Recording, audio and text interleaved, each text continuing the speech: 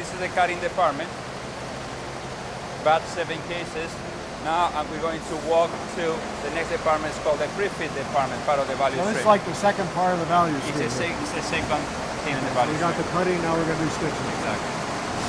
The pre-fit is a shoe making technique. Many years ago, when we didn't have computers, the way a shoe was stitched is it used to be fitted. Two parts coming together, and a very skillful stitchers could put it together.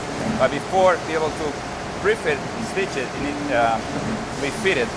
Used to be pre-fitted, which is you do marking, you do embroidery, you do other things before you put the shoe together. Yep. That's where the name coming from, pre-fit. So we do embroidery. Okay. When we put the logos, this is where the NB comes on. Is, or Made USA logo is there. And then you will see a series of operations, miscellaneous operations that are required to make a shoe. For example, reinforcement on the tip. I talk about embroidery. Some cells take embroidery, others do not. Here we have a machine called RF radio frequency machine. It's not being operated right now, but as an example, this part it will make this decor. It's a nice feature. This is what this machine is going to do. Again, some cells have it, some cells do not. And if we go through the team, you'll see associates making other miscellaneous operations to the part, to the shoe. So the flow of material starts over there, goes to the So we'll go cutting, pre-fit, we'll go to the computer stitching, and we'll finish up stitching, and then eventually the assembly where they put the sole on. So if things are getting a little out of sequence timing-wise, could someone from here go over and help the pre-fit people? Well, this is a very good point. When we change from the batch and queue world to the lean world, we change the management system. In the past, you have associates and supervisors, nobody in the middle. In order to support the attack time of 22.5 seconds and maintain that flow, now we change the system where we have a supervisor, we have team leaders, and then the associates. Okay. So team leaders fill in if there is a disruption of any kind, a bathroom break, to a phone call, to a quality issue. They will jump in to maintain the flow. Team leader will. Absolutely. So the team leader can do everything. Absolutely, yes. So we're still in this team, in the pre-fit. We have batch. The parts are pre-fitted. Put a reinforcement to the toe. You make a little decal, you put those associates there and making little holes on the part. They're putting back on those bins that we talked before and brought filling batch to this department. Is called computer stitching. Computer stitching. So what I'm going to show you right now are stitching machines, but they have a computer and cameras. And the way it works, you see an associate picking these kind of parts, put in what's called a pallet. These little holes is to put on pins, and the pallet will be fed into this machine, and you have lights taking pictures, and a computer, and taking pictures 3 frames per second. So the camera tells the computer this is the edge, and the computer tells the sewing machine where to put the stitch. Okay. At this computer stitching department is when we transition from the batch to the flow. And that's what I'm going to show you. Okay, great. This associate here, I forgot to mention when we talk about the different management systems. Remember, tag time, flow, supervisor, team leader to help. But also, we want associates to be on the line, producing the shoes at that tag time. So another level is called the point of views. Okay. Associate. The goal of point of views is to bring the parts to the operators actually adding value to the shoe. So this lady's a point of use associate? It's called a point of use associate. She looks pretty busy too. Very busy. They have to distribute, in a case every 9 minutes, and they have a flow from this computer stitching to the next department and come back and flow. Everything is about flow. So you want to keep this person, want to have everything she needs to do what she needs to do. Exactly. Yeah. Exactly. Yeah. This person in the batch world, this person will leave the machine, will go pick up the parts, come back. A lot of variability in the system. Yeah. And reduction of waste is to reduce variability at the same time. They must have to work very closely together. Yes, absolutely. So here you have the computer stitching machine.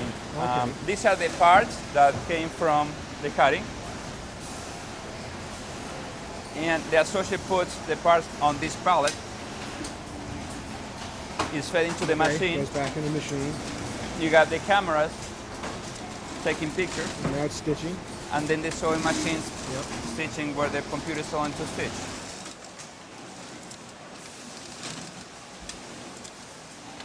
The pallet comes up.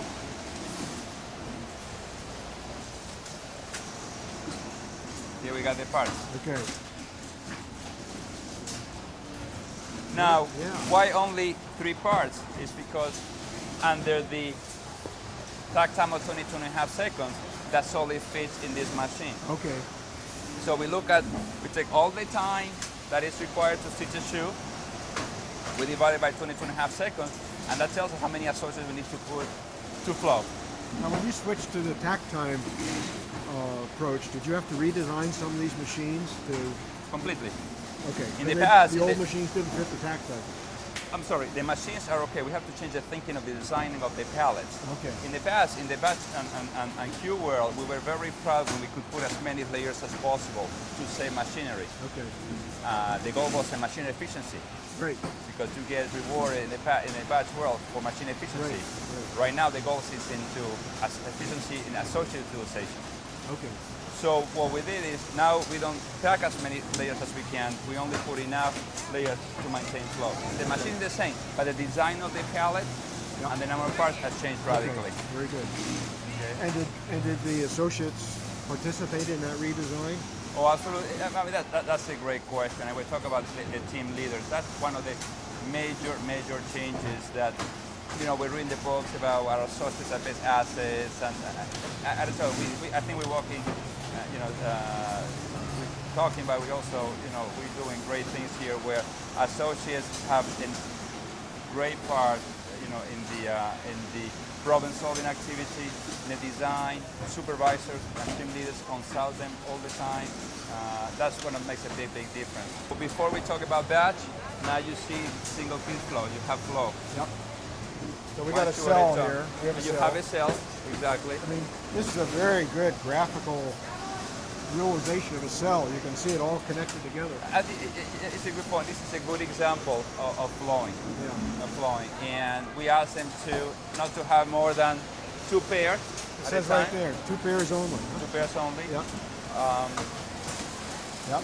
We- And you got some visual work instructions here. Absolutely. Yeah. That's part of the standardized work where we define the standardized web. And visual management is a big part of it. And if we have more, if I see 3 pairs, there's a problem. There's a social problem having problem. Okay. The flow coordinator, we call the flow coordinator the team leaders. We call them flow coordinators. flow coordinators. Yeah, it's the Okay. name we come up with. That's much better than team leader. Yes. Because the goal is to maintain the flow in a way. Well, the title flow coordinator means team leader focuses on them. Flow coordinator focuses on what they're doing. Exactly. So visually, if you see 3 pair, the flow coordinator will come and say, something is not right. So visually, it's very powerful. So, Claudio, I see some little red dots over there that says red color labels. What are those for? It could be that these machines sometimes are very sensitive to the shape of the part, because you take a picture and if the part is sort of warped, it faults the machine. So in shoemaking technology, you can have a stitch runoff. So the associate will put a little red dot, and as it goes by, the flow coordinator will notice, fix it quickly, Okay. and put it back into the line. Now, is that something that came out of an employee suggestion? Probably, yeah, and they like to have that, and they identify themselves, at least the defect is there, but they take ownership. That's a big thing that changed. In the past, they were just trying to, we have inspectors at the line putting the dots. Now, defects happen, but now they have ownership, and I'm very proud. We created an environment that it's okay to show the mistakes, and it's not a problem. And they're happy with that. Oh, not a problem. Great. And very interestingly, when we changed from the batch to the lean, standards are very important. Standardized work, which is the definition, sort of the best flow of product considering cost, quality, and economics. And some people thought, well, if I have to do always the same, management was concerned that associates would feel like robots. And feedback that we got after 2 months of lean implementation is that they love to know what they have to do. So management and even human resources concept that they would feel like robot was not correct. And what we're trying to teach them is that it's sort of a paradox, because standardized work tells you always have to do the same thing, but as you do always the same thing, you have a foundation for problem solving, for continuous improvement. So standardized work is a continuous improvement tool. It depends how you look at things. So through that repetition, they will recommend changes. That's a really interesting approach, because that makes standardized work be something where you're always trying to improve it, compared to now we can forget about it. Right, absolutely. Well, that's the thing. Sometimes we go crazy, it never stops. Once you get the brain rewired for continuous improvement, it never stops.